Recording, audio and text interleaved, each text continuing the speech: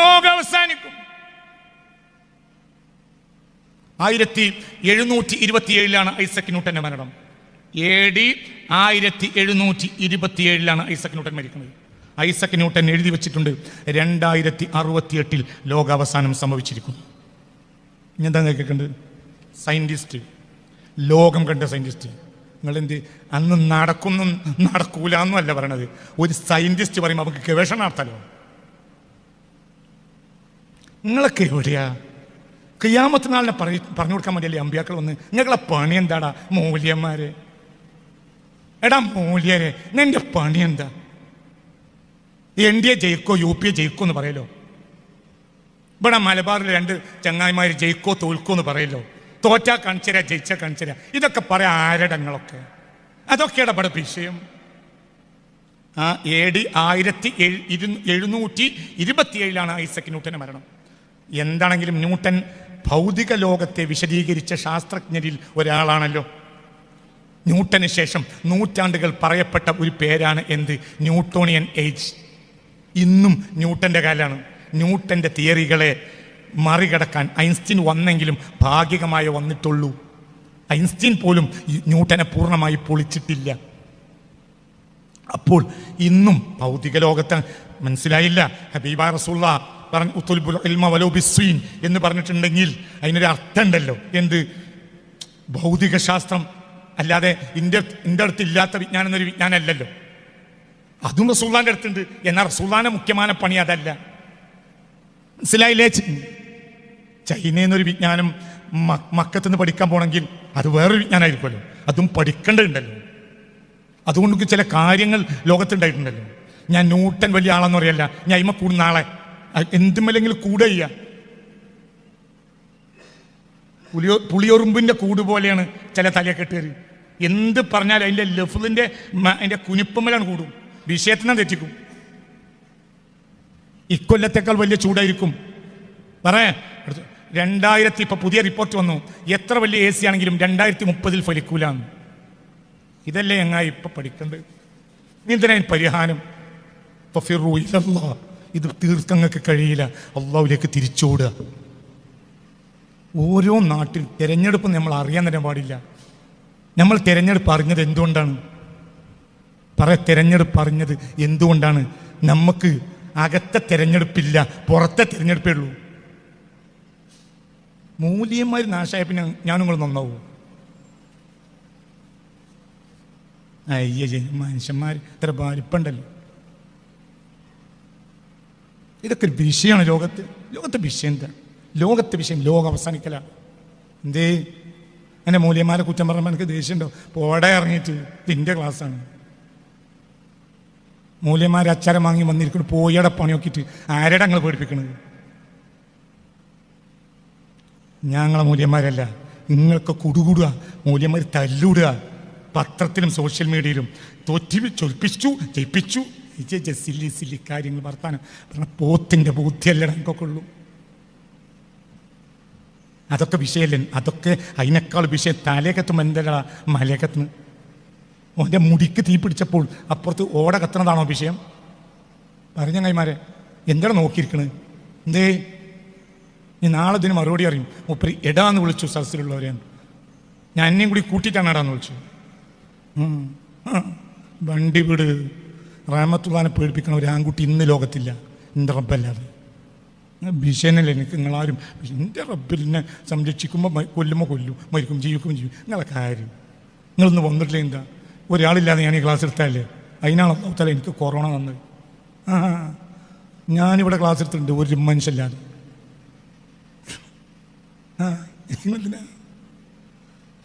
ഇന്ന് രാവിലെ നിങ്ങൾക്ക് ചായ തരാൻ 2500 രൂപ ഞാൻ ഉണ്ടാക്കണം. ഞാൻ ഉണ്ടാക്കണം, ഞാൻ നയിച്ചുണ്ടാക്കല്ല. ഒരാളോട് വിളിച്ചു പറയണം, ഇബ്രാഹിം 2500 രൂപ എടുക്ക്. ചായ വരുന്നവർക്ക് ചായ കൊടുക്കാനാ, അല്ലെങ്കിൽ വേറെ തന്നോട് ബഷീറെ ഷിയാബെ മറ്റത് മറിച്ചത് നിങ്ങളൊക്കെ പോയി കിട്ടിയാൽ പിന്നെ അതിന് എനിക്കൊരു ഫോൺ ചെയ്യേണ്ട ആവശ്യമില്ലല്ലോ. അതൊന്നും എന്നോട് പറയണ്ട. എനിക്ക് നിങ്ങളെല്ലാവരോടും ബഹുമാനാട്ടാ, എല്ലാ ആലിമിനോടും ബഹുമാനാണ്. പക്ഷെ ഇക്കാര്യങ്ങൾ നാട്ടുകാരെ നശിപ്പിക്കാൻ വേണ്ടിയാണ്. ചൂട് കൂടി നമുക്ക് ചർച്ചല്ല. ഐസക് ന്യൂട്ടൻ എഴുതി വെച്ച് ഏതാ വർഷം പറയടാ? എങ്ങായി 2068 ലോകം അവസാനിക്കുമെന്ന് ഐസക് ന്യൂട്ടൻ എഴുതി വെച്ചിട്ടുണ്ട്. ചോദിക്കടാ ധൈര്യമുള്ളവര്, എവിടെ റിപ്പോർട്ട്? ഞാൻ നിനക്കും നിന്റെ വല്യാപ്പാക്കും കാണിച്ച റിപ്പോർട്ട്. പഠിച്ചിട്ടിരിക്കുക, പഠിച്ചിരിക്കുക. 2068 എന്നൊരു വർഷമുണ്ടെങ്കിൽ പ്രപഞ്ചം അന്ന് തകർന്നിരിക്കും, ഈ യൂണിവേഴ്സ് ഉണ്ടാവൂല എന്ന വീക്ഷണക്കാരനാണ് സർ ഐസക് ന്യൂട്ടൻ. അയാൾ മരിച്ചിട്ട് എത്ര കൊല്ലായി? AD 1727, AD 1727 ആര് മരിക്കുന്നത്? Sir Isaac Newton. അന്ന് പ്രവചിച്ചു വെച്ചിട്ടുണ്ട് 2068 ലോകാവസാനം ഉണ്ടാവും. എന്താണെങ്കിലും അടയാളം കണ്ടല്ലോ, സയന്റിസ്റ്റിന് പറയാനുള്ള അധികാരം ഉണ്ടല്ലോ, ഗവേഷണത്തില്. അങ്ങനെ കൃത്യമാക്കണമെങ്കിൽ കാരണം ഉണ്ടാവുമല്ലോ. 2070 പറഞ്ഞാൽ ഒരു ചുരുക്കുള്ള സംഖ്യയാണല്ലോ, 2060 പറഞ്ഞാലും ചുരുക്കുള്ള സംഖ്യ, 2100 അറിയാണെങ്കിലും ചുരുക്കുള്ള സംഖ്യ. 2068 യൂണിവേഴ്സ് അവസാനിക്കുമെന്ന് സർ ഐസക് ന്യൂട്ടൻ എഴുതി വെച്ചിട്ടുണ്ട്. കത്ത് എൻ്റെ കയ്യിലുണ്ട്. കത്ത്, ഐസക് ന്യൂട്ടൻ്റെ കത്ത് എൻ്റെ കയ്യിലുണ്ട്. ആവശ്യക്കാർക്ക് വരാം, പറഞ്ഞു കൊടുക്കാം. ഞാനിതിൽ ഗൗരവമായിട്ടല്ലാതെ ഈ പുസ്തകങ്ങൾ എഴുതിയിട്ടില്ല. ലോകാവസാനത്തെക്കുറിച്ചുള്ള പുസ്തക പരമ്പരകൾ പുറത്തു വരാണ്. ആദ്യത്തെ പുസ്തകമാണ് യൂഫ്രട്ടീസിലെ സ്വർണ്ണമലകൾ. അടുത്ത വ്യാഴാഴ്ച 9-ാം തീയതി 3:30 മണിക്ക് കോഴിക്കോട് ഹാളിൽ അത് ലോഞ്ച് ചെയ്യും. ഇൻഷാ അല്ലാഹ്, അല്ലാഹു തആല തൗഫീഖ് ചെയ്യട്ടെ. ലോകാവസാനത്തെക്കുറിച്ചുള്ള പഠന പരമ്പരയാണ്. ആദ്യത്തെ പുസ്തകം യൂഫ്രട്ടീസിലെ സ്വർണ്ണമലകൾ. മുസ്തഫ നബി പറഞ്ഞ ഒരു ഹദീസിനെ ഗവേഷണം നടത്തിയതാണ്. ഇൻഷാ അല്ലാഹ് അതും നിങ്ങൾ കണ്ണ് തുറപ്പിച്ചില്ലെങ്കിൽ ഞാൻ ഉത്തരവാദിയല്ല. അള്ളാഹു നമ്മളെ കാത്തിരക്ഷിക്കട്ടെ. അത് കണ്ണ് തുറപ്പിക്കും ഇൻഷാ അല്ലാഹ്. ലോകാവസാനത്തെക്കുറിച്ച് കണ്ണ് തുറപ്പിക്കും ആ പുസ്തകം ഇൻഷാ അല്ലാഹ്. ഞാൻ ആ പുസ്തകം എഴുതി കഴിഞ്ഞതിന് ശേഷം ഒരു +2 വിദ്യാർത്ഥി, +2 പരീക്ഷ എഴുതി കഴിഞ്ഞിരിക്കുന്ന വിദ്യാർത്ഥിക്ക് വായിക്കാൻ കൊടുത്തു. 3/4 ഭാഗമായപ്പോൾ ആ കുട്ടി വിഷണ്ണനായി അങ്ങനെ താടിയിൽ കയ്യും കൊടുത്ത് കുറേ നേരം ഇരുന്നു, വായിച്ച് മുന്നോട്ട് പോകാൻ കഴിയാതെ. ഇൻഷാ അല്ലാഹ് ഒന്നും ഞാൻ വെറുതെ ചെയ്തതല്ല. അല്ലാഹു തആല നമുക്ക് തൗഫീഖ് തരട്ടെ. നമ്മുടെ വിഷയം ഇതാണ്, ലോകം അവസാനിക്കാൻ പോകുന്നു. ഒന്നും ചെയ്യാൻ കഴിയില്ല, ഓർക്കും ചെയ്യാൻ കഴിയില്ല. മഹ്ദി ഇമാം വന്നാൽ പോലും യൂണിവേഴ്സിനെ മാറ്റൂല. മാറ്റുമെങ്കിൽ പിന്നെ 1000 കൊല്ലം കിട്ടണ്ടേ? മഹ്ദി ഇമാം ഈസാ നബി വന്നാലോ ഒന്ന് പോയാൽ പിറ്റേ ദിവസം ഖിയാമത്ത് നാളുണ്ടാവും. അവർ ജീവിക്കുന്ന കാലത്ത് ഒരു മനുഷ്യന്മാർക്ക് രക്ഷപ്പെടാൻ വഴി അവരുണ്ടാക്കി കൊടുക്കും. യൂണിവേഴ്സിനെ മാറ്റൂല. മനസ്സിലായില്ല? മഹ്ദി ഇമാം ഈസാ നബി വന്നതുകൊണ്ട് ലോകം യൂണിവേഴ്സ് മാറുകയാണെങ്കിൽ പിന്നെ 1000 കൊല്ലങ്ങൾ കിട്ടണ്ടേ? അവർ ഖിയാമത്ത് നാളിന്റെ അവസാന അടയാളാണ്. യൂണിവേഴ്സ് തകരും, ഉറപ്പ്. അതല്ലേ ഇതൊക്കെ വർത്താനാണോ? എന്താ വിഷയം? ഭരണാധികാരി രാഷ്ട്രീയക്കാർ തോറ്റാലെന്ത്, ജയിച്ചാലെന്ത്? ഇവരൊക്കെ ജയിച്ചിട്ട് ഇവിടെ എന്ത് ചെയ്തു? ഞാൻ ആരും കുറ്റം പറയല്ല. ഞാൻ 500 ചില്ലാനം മെമ്പർമാരെയാണ് പറഞ്ഞത്, അല്ലാതെ നിങ്ങൾ ഏതെങ്കിലും ഒരാളെ പറ്റിയെന്ന് പറഞ്ഞ് ഞാൻ പ്രശ്നം ഉണ്ടാക്കണ്ട. 500 ചില്ലാനം MP-മാർക്ക് എത്രയോ കാലം അധികാരം കൊടുത്തിട്ട് അവരുടെ എന്താ കാട്ടിയ? സ്വർഗരാജ്യമാക്കിയ ഇന്ത്യ.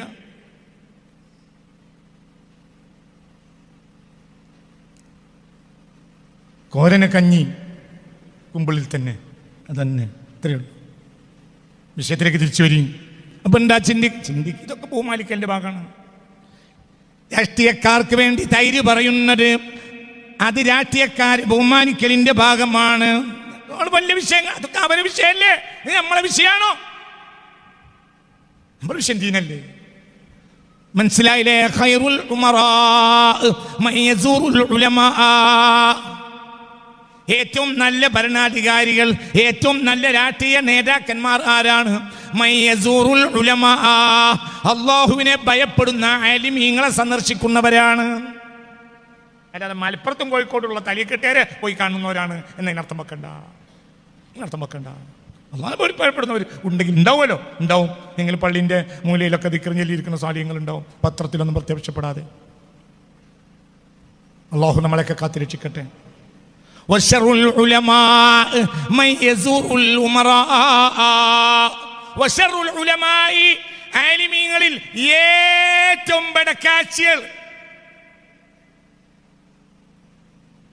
വശറുൽ ഉലമാ, ആലിമീങ്ങളിൽ അരക്കാ കാശിന് പറ്റാത്തൊരു കണ്ടാ പോലും പോയിട്ട് 3 വട്ടം കുളിക്കണ്ട ആ ജാതി മോലിയന്മാര് മയ്യസൂറുൽ ഉമറാ, രാഷ്ട്രീയ നേതാക്കന്മാരെ വീട്ടുപടിക്കലേക്ക് അങ്ങോട്ട് നടക്കുന്ന ആളുകളാണ്. മുത്ത് മുഹമ്മദ് മുസ്തഫ സല്ലല്ലാഹു അലൈഹി വസല്ലം നമ്മളെ കാത്ത് രക്ഷിക്കട്ടെ. ഹസ്ബി റബ്ബി ജല്ലല്ലാഹ്. ഇനി 2 ഓപ്ഷനേ ഉള്ളൂ. ഒന്ന് നബി അങ്ങനെ പറഞ്ഞിട്ടുണ്ടാവില്ല. മുമ്പ് നാട്ടിക മുസ്ലിയാരി ഒരു മലയാള ഖുത്ബ പ്രസംഗത്തിൻ്റെ ഉദാഹരണം പറയുന്നിടത്ത് പറയാറുണ്ടായിരുന്നു.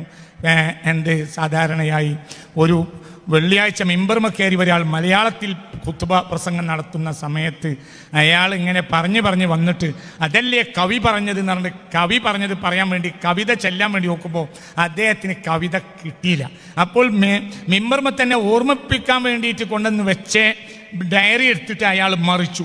എങ്ങോട്ടും മറിച്ചിട്ടും ആ കവിത എഴുതി വെച്ച് ആ പേജിന് കിട്ടിയില്ല. അപ്പം അതല്ലേ കവി പറഞ്ഞത്, അതല്ലേ കവി പറഞ്ഞതെന്ന് അങ്ങോട്ടും ഇങ്ങോട്ടും കുറേ വട്ടം മറിച്ചപ്പോൾ ബാക്കിൽ ഇരിക്കണ ഒരാൾ, ബാക്കിൽ സ്വപ്നിരിക്കണ ഒരാൾ പറഞ്ഞു, എന്നാ കവി അങ്ങനെ പറഞ്ഞിട്ടുണ്ടാവൂല, നിങ്ങൾ ബാക്കിയുള്ളത് പറയുന്നത്. അപ്പോൾ കവി പിന്നെ അങ്ങനെ പറഞ്ഞിട്ടുണ്ടാവില്ല, നിങ്ങൾ ബാക്കിയുള്ള പറയണം. അപ്പോൾ ഖുത്ബ പ്രസംഗം നടത്തുന്ന ഇയാളെ ബാപ്പ അവിടെ പള്ളിയിൽ ഇരിക്കുന്നുണ്ട്, ഖുത്ബ കേട്ടോണ്ട്. അയാൾ പറഞ്ഞ് കവി അങ്ങനെ പറയാതെ എൻ്റെ കുഞ്ഞു മുഹമ്മദ് അങ്ങനെ പറയില്ല. ഇത് നാട്ടിക മുസ്ലിം പാലില്ല. ഇന്ന് മലയാള പ്രസംഗം വെള്ളിയാഴ്ച നടത്തിയാലുണ്ടാവുന്ന ആപത്തുകളെ പറ്റി ഒരു ഫലിതം പറഞ്ഞതാ. അപ്പൊ എൻ്റെ അല്ലാഹു റസൂൽ അങ്ങനെ പറഞ്ഞിട്ടുണ്ടാവില്ല, അല്ലാഹു തരും.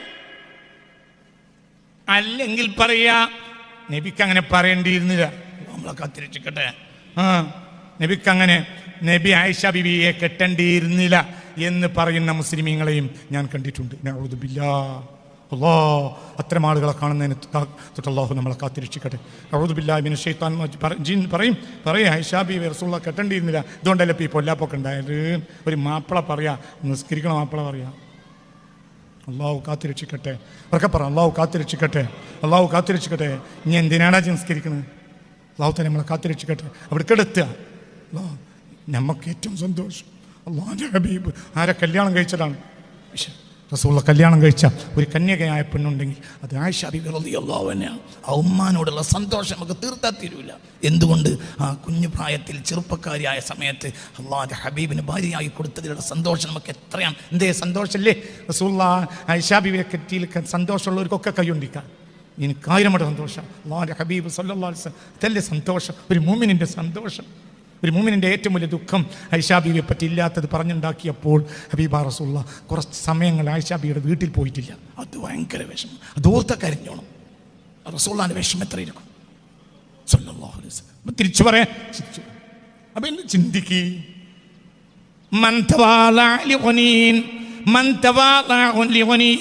ഒരു ധനാട്ടിന് വേണ്ടി ഒരാൾ വിനയം കാണിച്ചാൽ, ഒരു ധനാട്ടിനോട് ഒരാൾ വിനയം കാണിച്ചാൽ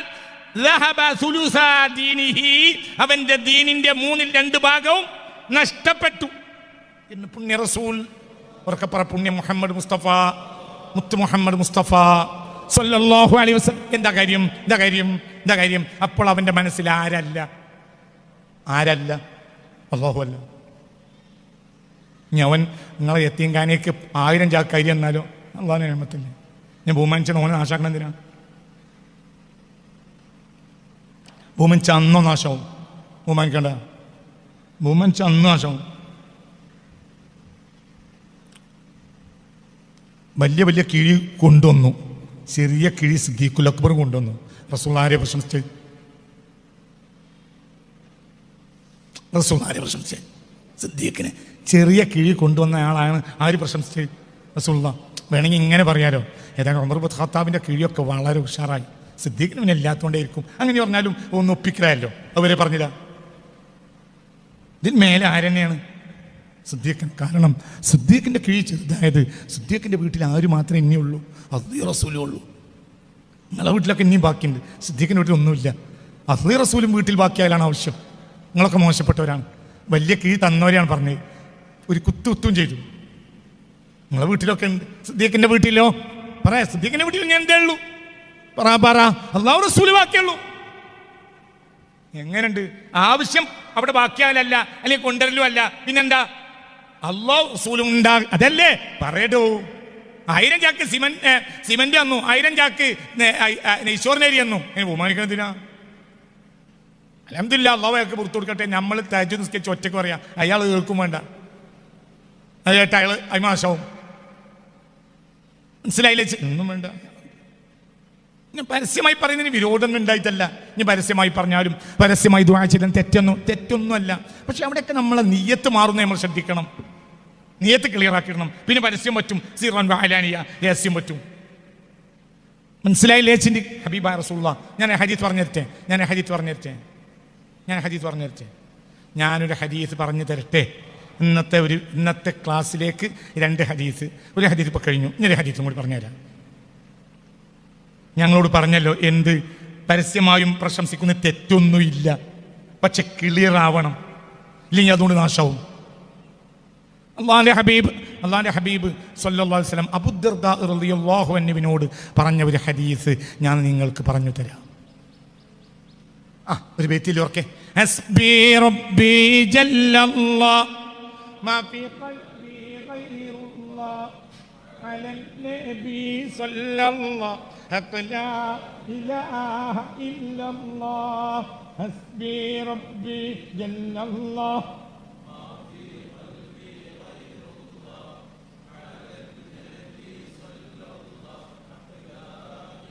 ഒന്നുകൂടെ നല്ലപോലെ ഇങ്ങോട്ട് നോക്കേ, ബാക്കിൽ നിന്ന് ഇങ്ങോട്ട് നോക്കേ, അങ്ങോട്ടല്ലോ ഇങ്ങോട്ട് നോക്ക്. ഹസ്ബി റബ്ബി ജല്ലല്ലാഹ്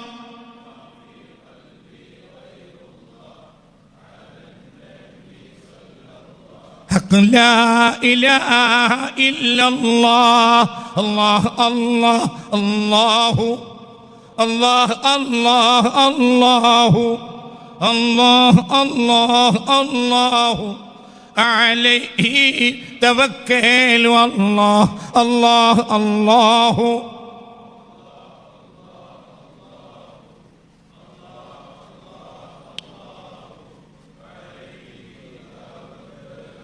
إلهي لست للفردوس أهلا ولا أقوى على نار الجحيم فاغفر ذنوبي فإنك غافر ذنب العظيم. എണീക്കണേ, ശ്രദ്ധിക്കണേ ശ്രദ്ധിക്കണേ. എണീക്കണേ, ശ്രദ്ധിക്കണേ. ഹബീബായ നബി പറയാ, ശ്രദ്ധിക്കണേ. ഹബീബായ നബിയാ, ശ്രദ്ധിക്കണേ. ആരോടാ പറഞ്ഞേ? അബൂദർദാഇനോട് പറയാ റളിയല്ലാഹു അൻഹു. എന്താ റസൂൽ പറഞ്ഞെന്നറിയോ? യാ അബൂദർദാ ജദ്ദിദി സഫീന ഫഇന്നൽ ബഹ്റ അമീഖ്. കപ്പൽ പുതുക്കണേ. എപ്പോഴും കടൽ വളരെ ആഴമുള്ളതാണ്. ഒരു യാത്ര കഴിയുമ്പോഴേത്തിനും കപ്പൽ പുതുക്കണം. കടലിൻ്റെ പകുതിയാകുമ്പോഴത്തിനെങ്കിലും എന്തെങ്കിലും വേറെ ഒരു കപ്പൽ ഉണ്ടെങ്കിൽ ടൂൾസ് എടുത്ത് ഒന്ന് പരിശോധിച്ച് എവിടെയെങ്കിലും ഏടുപാടുണ്ടോ നോക്കി അടിച്ച് ക്ലിയർ ചെയ്യണം. എന്തുകൊണ്ട്? ചെറിയ കടലല്ല, ആഴമുള്ള കടലാണ്. ആരാ പറഞ്ഞത്? റസൂലുള്ളാഹ്. ഒരു ഫിലോസഫർ പറഞ്ഞ വാക്കല്ല, റസൂലുള്ളാഹിന്റെ വാക്കാണ്. പക്ഷെ അതൊരു ഫിലോസഫിക്കൽ കേസ് പോലെ ഉണ്ടാവും വാക്ക്. ഭയങ്കര വാക്കാണ്. എന്താ പറഞ്ഞത്? ആരോട് പറഞ്ഞു? സയ്യിദുനാ അബൂദർദാ റളിയല്ലാഹു അൻഹു, പ്രഗൽഭനായ സയ്യിദുനാ അബൂദർദാഇനോട് പറയാണ്. എന്ത്? യാ അബൂദർദാ ജദ്ദിദി സഫീന, കപ്പൽ എപ്പോഴും നീ പുതുക്കണം. ഫഇന്നൽ ബഹ്റ അമീഖ്, കടൽ വളരെ ആഴമുള്ളതാണ്. അതായത് ഒരു യാത്ര കൊണ്ട് തന്നെ കപ്പലിന് കേടുപാട് പറ്റും. അത്രയും ആഴമുണ്ട്. എന്തിന്? അടിയിൽ തിരമാല ഉണ്ടാവും, ഭയങ്കര പ്രശ്നം ഉണ്ടാവും. സാധാരണ കടലല്ല, ആഴമുള്ള കടലാണ് കേട്ടോ. ഒരു രക്ഷ ഉണ്ടാവില്ല. ഹദീസ് ഒന്നും കൂടി പറയാം. ആരോട് പറഞ്ഞു? സയ്യിദുനാ അബൂദർദാഇനോട് പറഞ്ഞു. ഹബീബാ നബി പറഞ്ഞു, യാ അബൂദർദാ ജദ്ദിദി സഫീന, കപ്പൽ ഒന്ന് പുതുക്കേണമേ. ഫഇന്നൽ ബഹ്റ അമീഖ്, സമുദ്രം വളരെ ആഴമുള്ളതാണ്. എന്താണ് പറഞ്ഞേ? ഈ ഹദീസിനെ ബഹുമാനപ്പെട്ട സഹീൽ ബിൻ അബ്ദുൽ അബ്ദില്ലാഹി തസ്തരി റളിയല്ലാഹു അൻഹു സൂഫി ചക്രവാളത്തിലെ ഏറ്റവും വലിയ മഹാന്മാരിൽ മഹാനായ സഹീൽ ഇബ്നു അബ്ദില്ലാഹ് റളിയല്ലാഹു അൻഹു നൽകുന്ന വിശദീകരണം തന്നെ ഞാൻ അടുത്ത് വായിച്ചു തരാം. എന്നാ പിന്നെ എളുപ്പമുണ്ടല്ലോ. ഞാൻ സഹീൽ ഇബ്നു അബ്ദില്ലാഹയെ വായിക്കാം റളിയല്ലാഹു അൻഹു. ഇത് സഹീലിന്റെ തഫ്സീർ.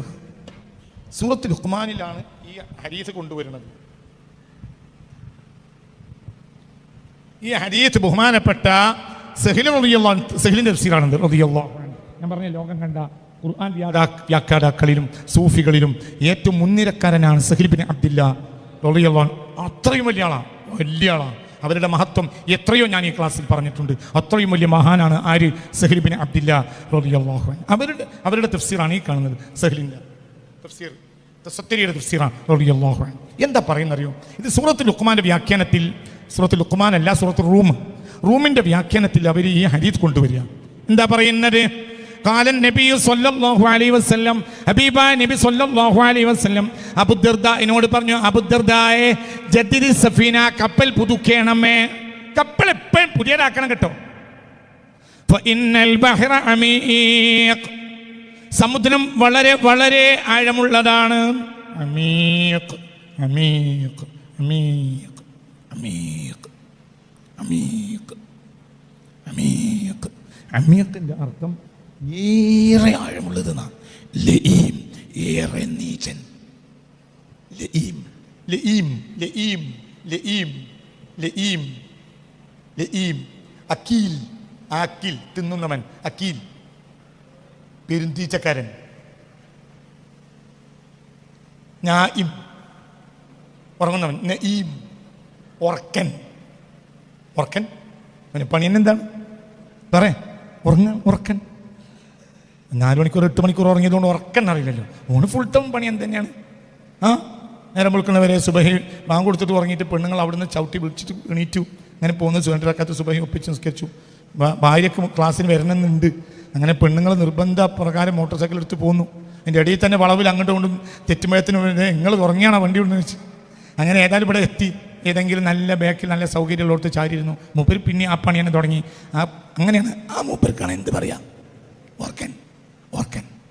അതേ വസ്നാണ് ഫഈൽ. ഫആലുനൗ മിഫാലുനൗ ഫഊലു, അതിൽപ്പെട്ടതാണ് ഫഈൽ. ഫഈലം ബാബ് ഫഈൽ. റഹീം റഹീം റഹീം റഹീം, ഏറെ കരുണയുള്ളവൻ. ബിസ്മില്ലാഹിർ റഹ്മാനിർ റഹീം. റാഹിമാണ്, പക്ഷെ റാഹിം മാത്രമല്ല, റഹീമാണ്. റഹീം പറഞ്ഞാൽ ഏറെ കരുണയുള്ളവൻ. അമീഖ്, ഏറെ ആഴമുള്ളത്. ജദ്ദിദ് സഫീന, കപ്പൽ എപ്പോഴും പുതിയതാക്കി വെക്കണം. ഫഇന്നൽ ബഹ്റ അമീഖ്, കടൽ ഏറെ ഏറെ ഏറെ ആഴമുള്ളതാണ്. ഈ ഹദീസിന് ബഹുമാനപ്പെട്ടവർ പറയുന്ന അർത്ഥം, യഅനി റസൂലുള്ളാഹി ഈ പറഞ്ഞ വാക്കിന്റെ അർത്ഥം, ജദ്ദിദിൻ നിയ്യത ലില്ലാഹ് ഫഇന്നൽ ബഹ്റ ഖൽബുക വസ്സഫീനതു നിയ്യതുക. എപ്പോഴും എന്ത് ചെയ്യണം? നിയ്യത്ത് അള്ളാഹ്ക്ക് പുതുക്കിക്കൊണ്ടേയിരിക്കണം. കാരണം ഈ നിയ്യത്ത് എവിടുക്കാ കൊടുക്കണത്? കൽബ് പറഞ്ഞാൽ 1 സെക്കൻഡ് കൊണ്ട് പോയി പോകും. വലിയൊരു സമുദ്രമാകുമ്പോൾ കപ്പലൊക്കെ പെട്ടെന്ന് കാണാറിയാവും. ജദ്ദിദ് സഫീന, കപ്പൽ പുതുക്കിക്കോ. ഏതാ കപ്പൽ? നിന്നെ നിയ്യത്ത്. ഫഇന്നൽ ബഹ്റ അമീഖ്, സമുദ്രത്തിന് വലിയ ആഴമുണ്ട്. ഏതാ സമുദ്രം? മനസ്സ്. നിന്റെ ഇവിടുത്തെ ഹൃദയം, ആ ഹൃദയത്തിൽ അടങ്ങിയ മനസ്സ്, അതൊരു സെക്കൻഡോട് ആകാശത്തിന്റെ മേലെത്തും. നിസ്കരിക്കാന്നാണ് കുസല്ലി ഫർള് ലൂരിയാണ്. പിന്നെ ലൂറ് നേരത്തും ഓർമ്മല്ല. എന്തുകൊണ്ട്? ലൂരിന്റെ ലൂ ആയപ്പോഴത്തിന് മനസ്സ് പോയി. അതുകൊണ്ട് എപ്പോഴും നിന്റെ നിയ്യത്ത്, കപ്പൽ പുതുക്കിക്കോ. ഏതാ കപ്പല്? നിയ്യത്ത്, മനസ്സിലെ നിയ്യത്ത്. ആർക്ക് കൊടുക്ക? ലില്ലാ ലില്ലാ. അപ്പൊ ഏത് സെക്കൻഡിലും മനസ്സിൽ എന്ത് വരണം? ലില്ലാ ലില്ലാ ലില്ലാ ലില്ലാ. എന്തുകൊണ്ട്? ഈ നിയ്യത്ത് എവിടുക്ക ഇറക്കിയത്? കൽബാകുന്ന ബഹറിലേക്ക്. ആ ബഹറോ അമീഖ്. ആര് പറഞ്ഞു? റസൂലുള്ളാഹി പറഞ്ഞു. പറഞ്ഞത് മനസ്സിലായില്ലേ കുട്ടികളെ? പറഞ്ഞത് മനസ്സിലായില്ലേ? അതായത് നിങ്ങൾ കപ്പലിനെ എപ്പോഴും പുതുക്കണം. കപ്പൽ പറഞ്ഞാൽ നിയ്യത്ത്. അപ്പൊ അത് പുതുക്കുക എന്ന് പറഞ്ഞാൽ എന്താ? ഞാൻ ചെയ്യുന്നതൊക്കെ ആർക്ക് വേണ്ടിയാണ്? അള്ളാഹ്ക്ക് വേണ്ടി. ഓരോ സെക്കൻഡിൽ പുതുക്കണം. എന്തുകൊണ്ട്? ഈ നിയ്യത്ത് പിന്നെ നമ്മൾ എവിടേക്ക് ഇറക്കുന്നത്? ഹൃദയത്തിലേക്ക്. ഹൃദയത്തിന് ഭയങ്കര ആഴ. ഹൃദയത്തിന് കൽബിന് കൽബ് എന്ന് പറയാൻ തന്നെ കാരണം പോയി. ഒരു സംഗതിയും നിലനിൽക്കാത്തത് കൊണ്ടാണ് അതിന് എന്ത് പേര് കൊടുത്ത്? ഇങ്ങോട്ട് നോക്കേ, ഇങ്ങോട്ട് നോക്ക്, ഇങ്ങോട്ട് നോക്ക്, ഇങ്ങോട്ട് നോക്ക്, ഇങ്ങോട്ട് നോക്ക്. അത് ആടാണ്. ആട് കണ്ടില്ലേ? ആട് ആട് ആട്. മറ്റേ മറ്റേ ചങ്ങായി പറഞ്ഞല്ലോ. അല്ലല്ല, കണ്ടോളൂ കണ്ടോളൂ. നീ ജീവിതം കൂടി കൊണ്ടുവന്നാൽ മതി. ആട് പഠിച്ചിട്ടുണ്ട്. അയ്യ എൻ്റെ മനുഷ്യന്മാർ, ഒരു ക്ലാസ്സിൽ ഒരു ആട് കഴിഞ്ഞപ്പോഴത്തിന് എന്നാ പറഞ്ഞാൽ മനസ്സിലാവുന്നുണ്ടോ? കൽബിന് കൽബ് എന്ന് പറയാൻ കാരണം എന്താ? തിരിമറിയും. ഇൻക്ലാബ് സിന്ദാബാദ് എന്നതിനർത്ഥം. ഇൻക്ലാബ് സിന്ദാബാദ് എന്നതിനർത്ഥം മാറ്റം നിർബന്ധമാണ് എന്നതിൻ്റെ അർത്ഥം. ഇത് പറ്റൂല. കലബ, മാറ്റം വേണം. അതാണ് വിപ്ലവം, റവല്യൂഷൻ. നിലവിലുള്ള സാഹചര്യത്തെ സമ്മതിച്ചാൽ വിപ്ലവം ഉണ്ടാവില്ല. നിലവിലുള്ള സാഹചര്യത്തെ ഞങ്ങൾ സമ്മതിക്കാതിരിക്കലാണ് എന്ത്? വിപ്ലവം. വിപ്ലവത്തിന് പറഞ്ഞ വാക്കാണ് ഇൻക്ലാബ്. കൽബിൽ നിന്നുണ്ടായ വാക്കാണ് എന്ത്? ഇൻക്ലാബ്. അതായത് മാറ്റന്നെ വേണം. കൽബ് പറഞ്ഞാൽ എപ്പോഴും മാറിക്കൊണ്ടേയിരിക്കും. കൽബ് ഒരു അവസ്ഥയിൽ നിൽക്കേയില്ല. നമ്മൾ രണ്ടാളും കണ്ട് സംസാരിച്ച് റാഹത്തായി 12 മണിക്ക് പിരിഞ്ഞു. രാവിലെ നമ്മൾ അസ്സലാമു അലൈക്കും സുബഹി നിസ്കാരത്തിന് കണ്ടുപിട്ടിയപ്പോൾ സലാം പറഞ്ഞു കൊടുത്തൊന്നും എനിക്ക് വലിയ ഉറപ്പ് കാണുന്നില്ല.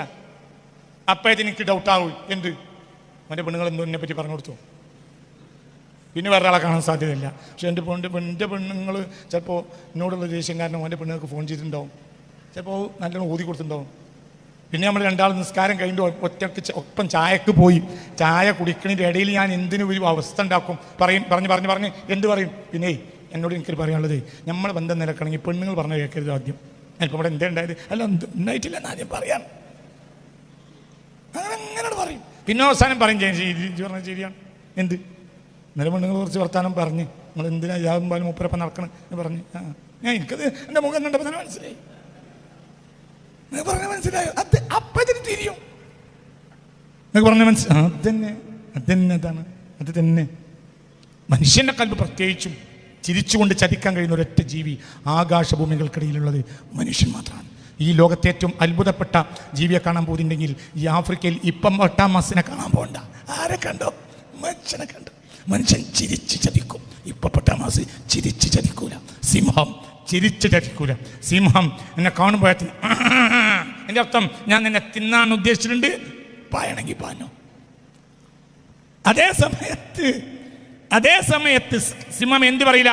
സലാം അലൈക്കും വറഹ്മത്തുള്ളാഹി എന്ന് വൈകുന്നേരത്തിന് പിന്നെ തിന്നണം. അത് സിംഹം ഉദ്ദേശിക്കൂല. സിംഹം ഒരിക്കലും ആന ചീറും, എന്റെ പായണമെങ്കിൽ പാഞ്ഞോ, ഞാൻ നിന്നെ തിന്നു. എന്തൊക്കെയാന്ന് പറഞ്ഞോണ്ട് അടി കൂടി വലിക്കൂല. അന്ന് വൈകുന്നേരം ആയപ്പോഴത്തിന് മാനേജറായ നിന്നെ കമ്പനിയിൽ വിരിച്ചു വിട്ടു. എന്തേ? ഉള്ളിൽ കൂടി ചതിച്ചു. ഓൻ്റെ അസലാം കണ്ടപ്പോൾ തന്നെ മനസ്സിലായി എന്ത്? ഇന്ന് വൈകുന്നേരമാണ് ഔല. ഇങ്ങനൊരു ജീവി ആകാശഭൂമിൻ്റെ ഇടയിലുണ്ടെങ്കിൽ അതാര് മാത്രം? മനുഷ്യൻ. അതിനൊക്കെ കാരണം കൽബാണ്. കൽബിൻ്റെ ആഴം അത്ര വലുതാ. ആഴം കാണാൻ കഴിയില്ല, ഒരിക്കലും കഴിയില്ല. ചതിപ്പെടണ്ട, ഒരാളെയും ചതിപ്പെടണ്ട. മനസ്സിൽ. അപ്പോൾ ഹദീസ് എന്താ?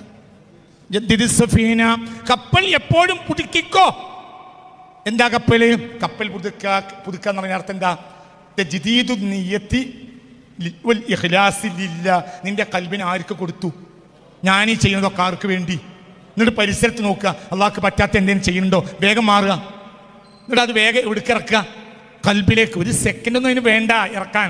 ഒരു സെക്കൻഡോടൊക്കെ കൽബ് ആകാശത്തിന് മേലെത്തും. അതിൻ്റെ അടി ഇതാണ് പെട്ടു.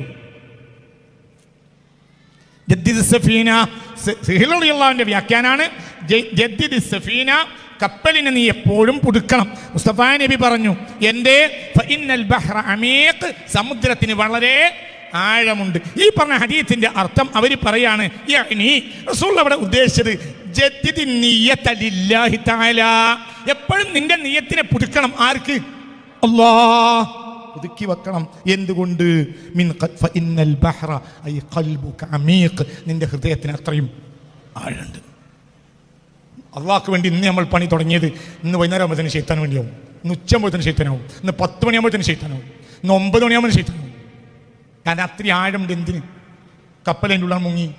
പിന്നെ നമുക്ക് എന്താ നിയ്യത്തെന്ന് ഓർമ്മയില്ല. അപ്പോൾ ഓരോ സെക്കൻഡിലും ഞാൻ ആർക്ക് വേണ്ടിയാണ് ചെയ്യുന്നത്? അള്ളാഹുവിന്. എന്നിട്ട് പരിസരം നോക്കുകയും ചെയ്യാം അള്ളാഹുവിന് വേണ്ടി അല്ലാതാകുന്നുണ്ടോ. ഈ ലോകത്ത് എല്ലാ പാർലമെൻറ്റും ജയിച്ചാലും നമുക്കൊന്നും വരാൻ ലാഭമില്ല. ഈ പാർലമെൻറ്റിൽ എല്ലാവരും തോറ്റു, നമുക്ക് നഷ്ടമല്ല. മനസ്സിലായാലും പറഞ്ഞത് പടച്ചോൻ പിരിച്ച് നടക്കും. നരേന്ദ്രമോദി പ്രധാനമന്ത്രി ആയാലും നടക്കും. രാഹുൽ ഗാന്ധി പ്രധാനമന്ത്രി ആയാലും നടക്കും. രാഹുൽ ഗാന്ധി പ്രധാനമന്ത്രിയായ പടച്ചോൻ വിചാരിച്ച് നടക്കും. നരേന്ദ്രമോദി പ്രധാനമന്ത്രിയായ പടച്ചോൻ വിചാരിച്ച് നടക്കൂല, മൂപ്പര് വിചാരിച്ചേ നടക്കുള്ളൂ എന്ന് ആർക്കേലും വിചാരം ഉണ്ടെങ്കിൽ അടുത്ത ആഴ്ച ക്ലാസ്സിന് വരണ്ട. ഇന്നത്തെ ചായൻ്റെ പൈസ തരണമെന്നില്ല, തരലാണ് എൻ്റെ ഇഷ്ടം, അത് തരണ്ട. 20 റുപ്യേൻ്റെ ചായ പൊരിച്ച 10 നിങ്ങൾ തിന്നിട്ടുണ്ട്, പൈസ തരണ്ട, മാപ്പാക്കി. അടുത്ത ആഴ്ച ആ ചായ കൊണ്ടുവരരുത്. അള്ളാഹു വിചാരിച്ചതേ നടക്കൂ. രാഹുൽ ജയിച്ചാലും മോദി ജയിച്ചാൽ നമ്മൾ ചെയ്യണ്ടേ ചെയ്തു. ബാക്കി തവക്കൽ അലല്ലാഹ്. ഞാൻ തല്ലുണ്ടാക്കാൻ നടക്കണ്ട. തല്ലുണ്ടാക്കൊണ്ട് ലാഭമല്ല നഷ്ടം. ദുന്യാവിൻ്റെ അതിലേക്ക് ലാഭമുണ്ട്, അള്ളാഹിൻ്റെ അതിലേക്ക് ലാഭമില്ല. ചെയ്യണ്ടേ ചെയ്തു, കഴിഞ്ഞു, കഴിഞ്ഞു. അള്ളാഹു നന്നാക്കി തരട്ടെ. വളരെ പ്രശ്നം ഇതൊന്നുമല്ല. പ്രശ്നം എന്താണ്? ലോകാവസാനത്തിലേക്ക് മനുഷ്യൻ അടുത്തു.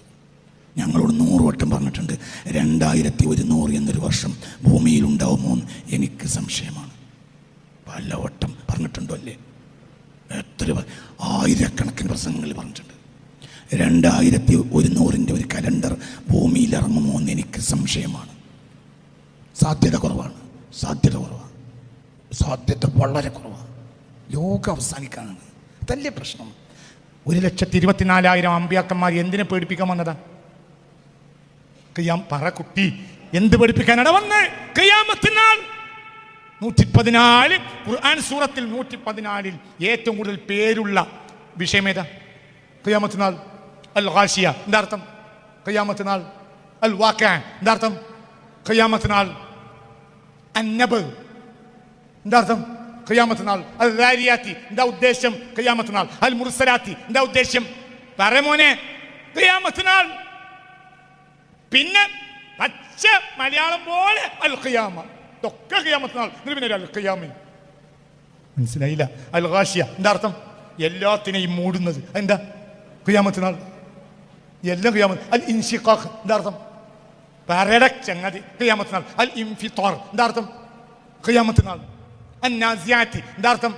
ഖിയാമത്ത് നാൾ. അവിടെ ഉദ്ദേശം നബ, വാർത്ത. എന്താ വാർത്ത? UPS സർക്കാർ അധികാരത്തിൽ വന്നു. എന്താണ് വാർത്ത? ഖിയാമത്ത് നാൾ. മറ്റു വാർത്ത അൽ വാഖിഅ സംഭവം. എന്താ സംഭവം? ജൂൺ 7-ാം തീയതി നമുക്ക് ചാടി കളിക്കാം, കാരണം നമ്മളെ പാർട്ടി അധികാരത്തിൽ വന്നു. അതാണോ വാർത്ത? സില്ലി കാര്യം. എന്ത് അന്ന് സംഭവമല്ല. അധികാരത്തിൽ കയറ്റിയ കുറേ ആളുകൾക്ക് വേണ്ടി പിന്നെയും നമ്മൾ കരഞ്ഞിട്ടില്ലേ? ഒരു പോയില്ലേ? ആരാണ് അവിടെ ബാക്കിയുള്ളത്? അന്നബ് ഖിയാമത്ത് നാൾ. അൽ വാഖിഅ അൽ മുർസലാത്ത് ഖിയാമത്ത് നാൾ. അൽ ദാരിയാത്ത് ഖിയാമത്ത് നാൾ. എല്ലാം അൽ ഇൻഫിത്താർ അൽ ഇൻഷിഖാഖ്. എന്നിട്ട് അതിൻ്റെ നടുവിൽ വേറൊരു സൂറത്ത്. എന്താ പേര്? അൽ ഖിയാമ. 114 സൂറത്തുകളിൽ ഏറിയ സൂറത്തിൻ്റെയും ആശയം എന്താണ്? വ്യത്യസ്തമായ പേരുകളിൽ ഇങ്ങനെ കൊണ്ടുവന്നു.